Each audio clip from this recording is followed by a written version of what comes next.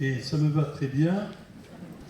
J'ai été heureux, effectivement, d'être convié à cette cérémonie empreinte de sport, de souvenirs et de tristesse, en présence de M. Jean-Jacques Dupont, qui est mon préféré dans cette famille Dupont, de monsieur le député, de mon député préféré, de mon conseiller général préféré, de ma présidente de cette belle cérémonie préférée.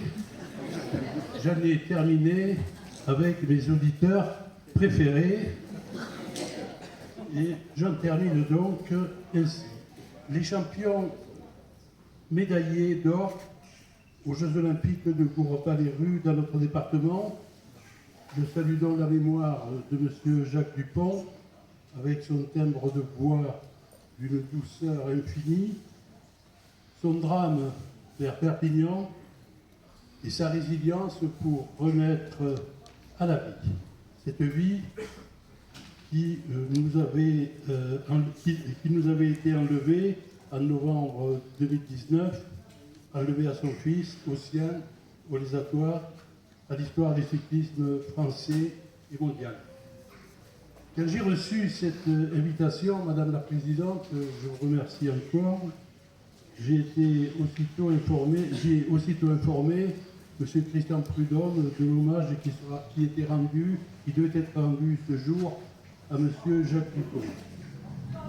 Patron du Tour et surtout homme de cœur, Christian m'a alors dit son souhait de saluer la mémoire de notre médaillé. Par ma voix, donc, la parole est à Christian Prudhomme, directeur général du Tour de France. Et c'est Christian Prudhomme qui s'exprime. Je viens d'apprendre par mon ami ariégeois Henri Leroux que la ville de Les-Attes-sur-Lèze va honorer le 22 juin la mémoire de M. Jacques Dupont. Connaissant mes classiques comme journaliste sportif, puis directeur du Tour, j'ai su que sa médaille d'or fut aussi célèbre.